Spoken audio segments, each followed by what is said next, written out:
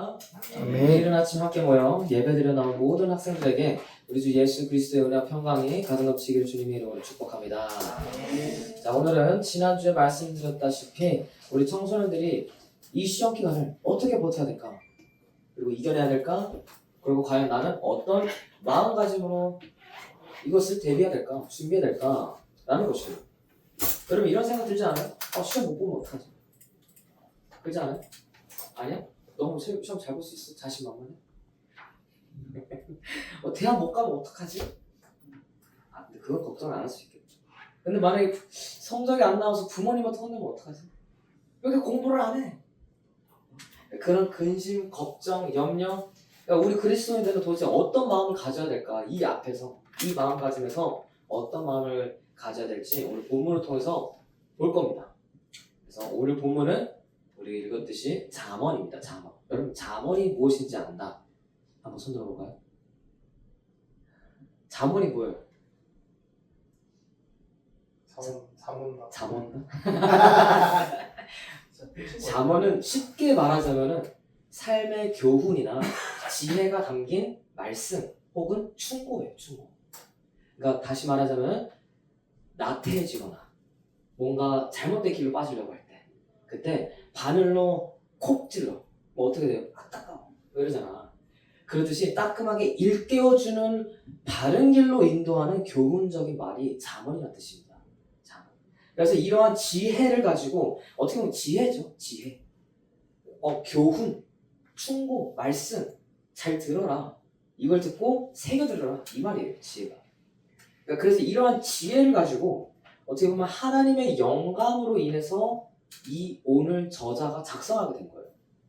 오늘 저자는 누군지 아십니까 혹시? 잠언 누가 썼을까? 여러분 다윗의 아들이 누구예요? 솔로몬입니다. 선생님 누구야?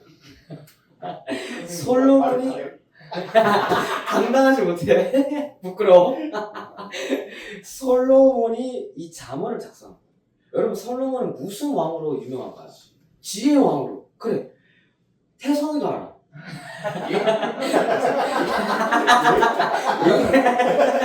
당연한 거 알죠? 자, 솔로몬이 지혜의 왕으로 많이 유명해요. 그만큼 지혜가 대단하다는 걸 알 수 있죠. 그래서 솔로몬은 일단 그거에 대해서 제가 얘기를 드릴 거예요. 다윗의 아들이에요. 솔로몬은. 근데 다윗이 나이가 들어서 몸이 쇠약해지고 병이 들자 곧 세상을 떠나기 직전이었습니다. 다윗이. 그러자 이때 그 아들 솔로몬이 다윗의 왕위를 이어받게 됩니다. 이때 솔로몬의 나이는 결국 20살 초중반 이 정도밖에 안 됐어요. 그러니까 비교적 젊은 나이에 왕이 되죠. 여러분 지난주 다니엘 몇 살이었나요? 기억해요? 그렇죠. 10대보단 그래도 솔로몬은 성숙해요. 지금은.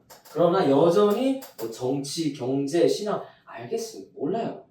그러니까 이런 면에서 좀 부족하다는 걸 본인 스스로가 알아요. 그래서 그 젊은 나이임에도 불구하고 어떻게 그 자세에서 나아가야 되는지를 어떤 마음가짐을 가져야 되는지를 솔로몬은 근데 알았어요. 부족함에 불구하고도 알았어요. 그게 무엇이었냐? 바로 하나님께 지혜를 구한 것이었어요. 아멘. 성경 한번 보시겠습니다. 열왕기상 3장 9절부터 13절까지입니다. 솔로몬이 왕이 되자 하나님께 예배를 엄청나게 드립니다. 마음을 들어요. 하나님 이 왕으로 된 것들 다 나의 지혜로 나의 힘으로 된 것이 아닙니다. 다 하나님으로 도왔습니다. 내가 하나님께 전적인 헌신을 드립니다 하면서 예배를 드립니다. 그러자 하나님이 그걸 마음에 들으셨는지 꿈에 나타나세요. 솔로몬 꿈에 나타나요. 다니엘과 똑같죠? 기억하시죠? 잠언주? 다니엘이 그 전적인 헌신, 뜻을 정하여 하나님 앞에 섰을 때 하나님께서 전적인 지혜와 학업의 지혜 모든 것들을 보여주십니다. 그러면서 솔로몬도 그렇게 시작돼요. 9절입니다. 누가 주의 이 많은 백성을 재판할 수 있어 그러니까 솔로몬이 말하는 거예요. 듣는 마음을 종에게 주사 주의 백성을 재판하여 선악을 분별하게 하옵소서. 하나님이 솔로몬한테 말해요. 너 무엇을 원하니? 네가 그렇게 하나님 나를 찬양하고 예배해? 너무 마음에 든다. 너 무엇을 원할지 내가 다 말해. 왜? 요술램프 지미처럼. 비교하는 건 아니지만 그런 것처럼 소원을 들으라. 소원을 말해요. 근데 솔로몬은 이걸 말하는 거예요. 돈을 구한 게 아니었어요. 나를 괴롭히는 사람의 해코지? 그걸 바라는 게 아니었어요. 엄청난 부를 바란 것도 아니었어요. 명성, 지혜를 얻은 것도 아니었어요. 단지 듣는 마음을 달라고 했었어요. 솔로몬 10절 솔로몬이 이것을 구하매 이 말씀이 주의 마음에 든지라. 하나님의 마음이지. 이에 하나님이 그에게 이르시되 내가 이것을 구하도다. 하나님 말씀하시는 거예요. 자기를 위하여 장수하기를 구하지 아니하며 돈을 구하지 아니하며 자기 원수의 생명을 멸하기도 구하지 아니하고 오직 송사를 듣고 분별하는 지혜를 구하였으니 내가 내 말대로 하여 내게 지혜롭고 총명한 마음을 주노니 내 앞에서도 너와 같은 자가 없거니와 너 뒤에도 너와 같은 자가 일어남이 없느니라. 내가 구하지 아니한 부귀와 영광도 주겠다. 와, 그죠? 내 평생의 왕들 중에 너와 같은 자가 없을 거다. 대단하지 않아요? 이제는 한 나라의 왕이 여러분 단순히 정치를 하는 것이 아니에요. 모든 주권은 정치 또한 하나님 앞에 있다. 하나님께로부터 왔다라고 고백하는 순간이었어요. 그래서 이스라엘 통치가 시작된 거예요. 이제부터 본격적으로 하나님께서 당연히 기뻐하셨죠. 다니엘 때와 똑같습니다. 솔로몬에게 상상도 할 수 없는 축복과 은혜를 부어주십니다. 여러분 어느 정도냐면 여러분 혹시 돈벼락 맞아봤어요? 돈벼락. 돈이 막 하늘 쏟아서 그만 주세요. 하나님. 솔로몬은요 금벼락을 맞았어요. 금벼락. 돈보다 귀한 게 금이에요. 알죠? 모를 수도 있겠지만 금이 더 귀해요. 나중에 누가 금 준다 하면 무조건 받아야 돼. 솔로몬은 금벼락을 맞아봤던 사람이에요. 어찌나 이 금이 솔로몬 시대 때 넘쳤는지 온 성이, 벽지 다 그냥 금으로 도배됐어요. 피아노, 금, 도면대 금, 성경책 금, 다 금이었어요. 정말 하나도 빠짐없이. 은 있죠? 은이 돈으로 여기지 않았어요. 그만큼 금이 넘쳐났어요. 어느 정도냐? 은을 그냥 땅바닥에 버렸어요. 온 백성이 굶지도 않았고 물질적으로 궁핍함 당하지 않았고 온 백성이에요. 몇백만 명이 되는 모두가 안락한 삶을 살았던 시기가 바로 솔로몬이 통치하던 때였어요.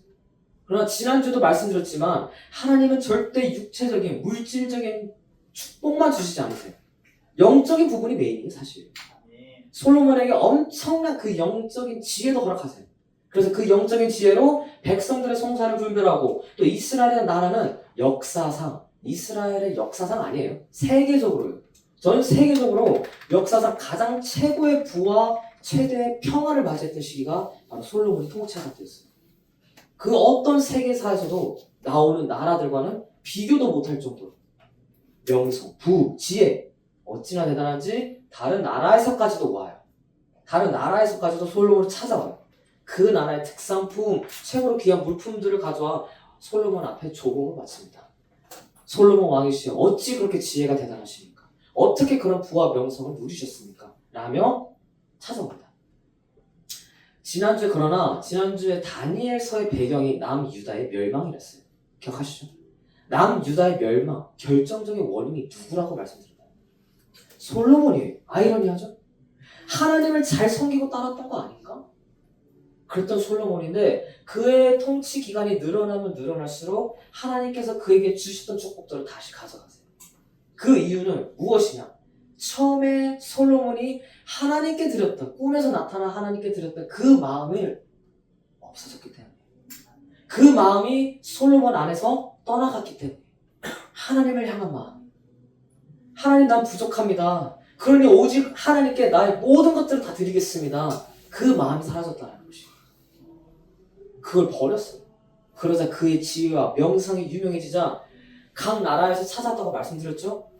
그러다 보니 자연스럽게 이스라엘 나라의 무역이 굉장히 활발해졌어요.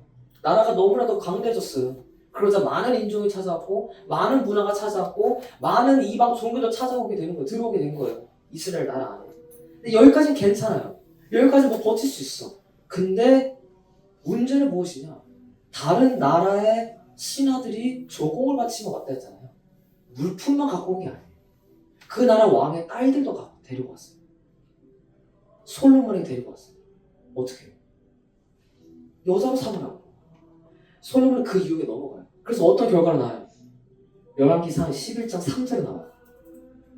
왕은 후궁이 700명이고 첩이 300명이라. 부러워요?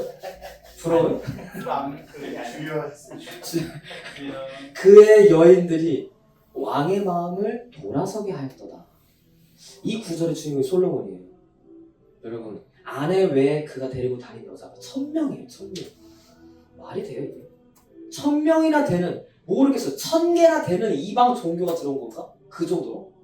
그러니까 종교 문화와 사상을 가진 여성들이 당연히 솔로몬을 유혹하니까 어떻게 당연해요? 네? 당연히 이뻤으니까 또 넘어갔겠지.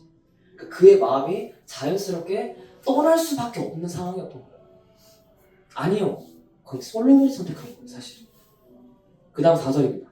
솔로몬의 나이가 많을 때에 그의 여인들이 그의 마음을 돌려 다른 신들을 따르게 하였으므로 왕의 마음이 그의 아버지 다윗의 마음과 같지 아니하며 그의 하나님 여호와 앞에 온전하지 못하였으니 그뒤로 하나님은 솔로몬을 떠나십니다.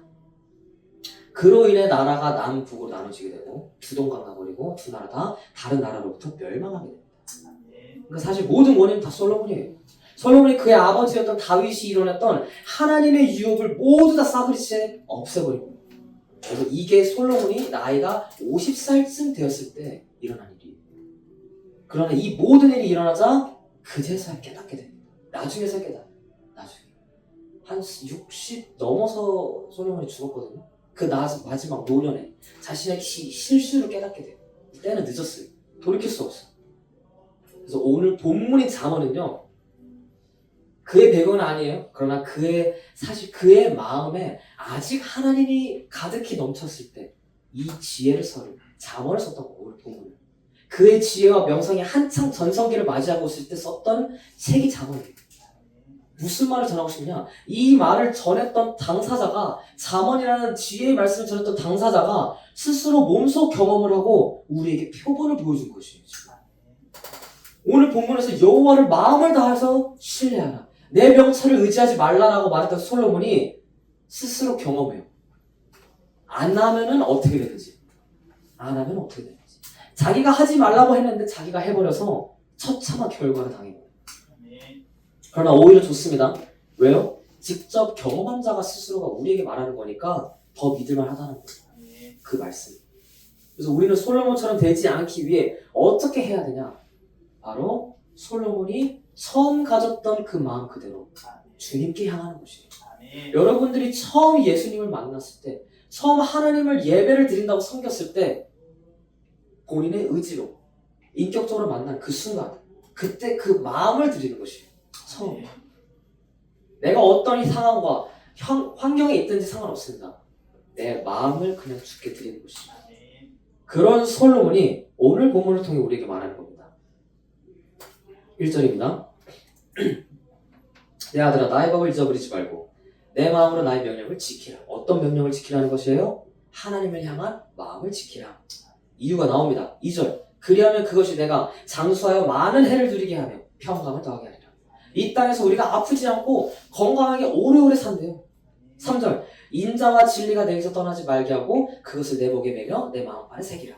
여기서 인자와 진리란 영어 성경과 원문을 보면 다른 단어로 나와요. 그게 더 확실하니까 그걸로 제가 말씀드리자면은 변함없는 사랑, 그리고 변함없는 충성, 끝까지 믿음을 드리라 라는 거예요. 마음을 다해 하나님을 향해서 변함없는 사랑을 드리라, 흔들리지 않는 충성과 믿음을 드리라 라는 것이에요. 그것을 여러분들의 마음에 새겨 그것을 떠나가지 말게 하라 라는 것입니다. 4절. 그리하면 내가 하나님과 사람 앞에서 은총과 기중의 여김을 받으리라. 중요해요. 무엇입니까? 단지 하나님 앞에서만이 아니에요. 다니엘과 같이 왕으로부터 눈에 띄어 총리가 되듯이 여러분들도 사람들 앞에서 하나님의 사랑만 받는 뿐만 아니라 사람들한테서 은총과 귀의 여김을 받아야 된다는 것이에요. 그리고 받을 것이라는 것이에요. 그렇게 하면은 여러분들이 이 세상에서 영적으로 당연히 너무나 중요한 거예요. 제일 중요한 것이에요. 그러나 이것 또한 중요한 게 무엇이냐? 이것만큼 중요한 게 무엇이냐? 이 세상을 살면서 우리가 누리는 축복들도 중요한 것이에요. 왜? 여러분 돈 없으면 살 수 있어요? 여러분 자꾸 성경에서 돈 때문에 넘어지는데 돈을 부정적으로 보는 시선이 많지만은 아니에요. 돈은 죄가 아니에요. 돈은 죄가 아니지만 그 돈으로 인해서 죄가 될 수도 있는 것이에요. 그래서 그것을 돈을 어떻게 내가 지혜롭게 쓰냐, 그게 하나님께서 여러분들에게 주는 축복인 것이에요. 그 재물의 복도 준다는 것이에요. 사람들로부터 기여를 받을 것이다. 세상적인 축복도 내가 허락할 것이다. 그러나 그 먼저 무엇을 해야 되냐? 뭐예요? 마음을 다해 하나님께 드리라. 인자와 진리가 떠나지 말게 하라. 하나님을 향해 마음을 드리라. 여러분 그렇게 싫어하는 공부 하는 이유가 뭐예요? 공부 왜 해요? 공부 왜 해야 돼? 만약에 부모님이 만약에 부모님이 공부하지 마. 싫거나 이렇게 해봐. 왜? 뭘 할 거야? 그냥 진짜 놀기만 할 거야? 아닌가? 아니야? 왜? 공부를 근데 왜 해야 돼? 그렇게 싫어하는 공부 왜 해야 돼? 하나님께 쓰임받을 그런 마음이면 너무 좋겠지. 근데 여러분들 마음속에는 뭐가 있어요?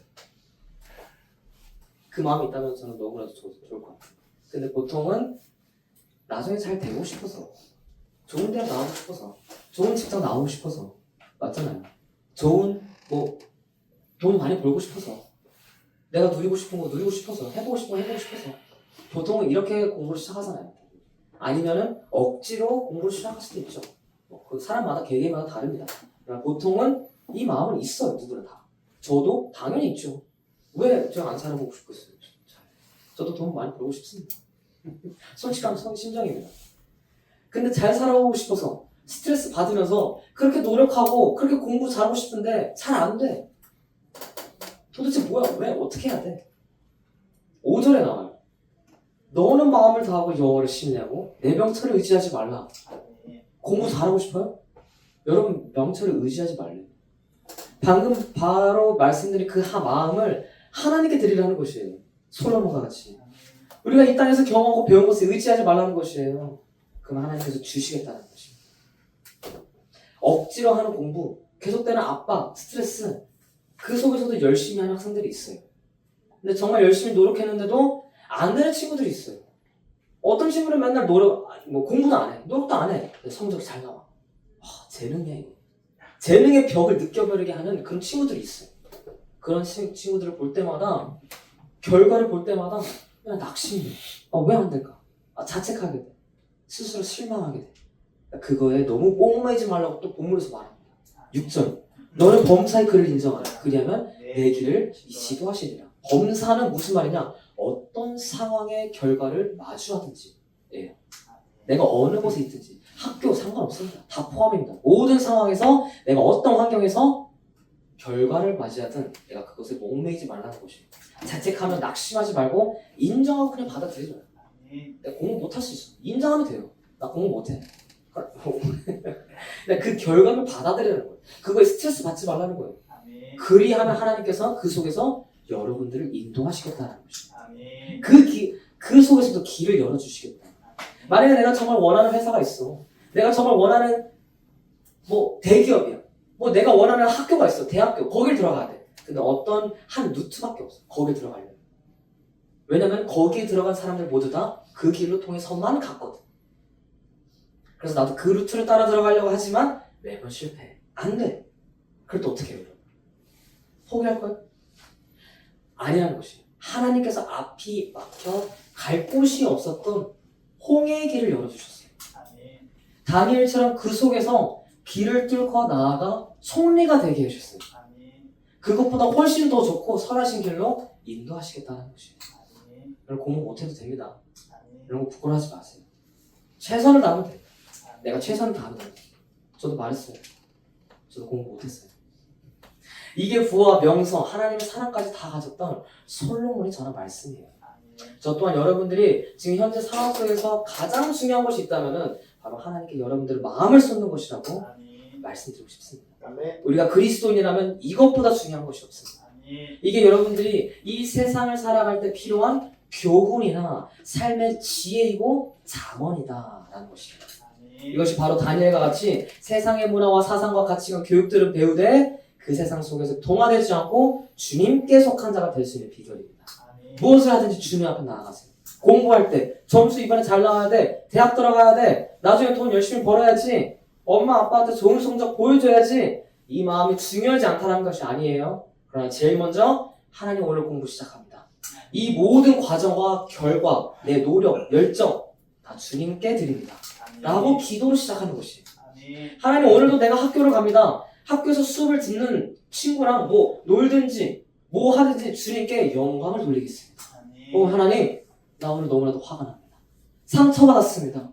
혹은 나 오늘 행복합니다. 이런 감정들 다 주님께 올려드리는 것입니다. 아멘. 그게 마음을 다하여 뜻을 다하는 삶입니다. 오늘 제목과 같이 마음을 다하는 삶. 그 마음으로 내 전부를 드리는 것, 그게 진정한 예배고 참된 그리스도인인 것입니다. 전 여기 있는 모든 예배자들이 삶 속에서 우선순위가 하나님이 먼저 됐으면 좋겠습니다. 아멘. 그렇게 우선순위가 하나님이 되는 순간 여러분들의 삶은 완전히 뒤바뀔 것입니다. 아멘. 솔로몬과 다니엘이 누렸던 축복들, 개개인마다 삶의 예배, 전적인 헌신과 마음을 드리는 예배가 되는 청소년부 되기를 소망합니다. 아멘. 그렇게 우리 모두가 하나님으로부터 축복받는 것뿐만 아니라 사람으로부터 또 귀히 여김을 받아 세상에 영향력이 있는 참된 그리스도인이 되기를 주님의 이름으로 축복합니다. 아멘. 네.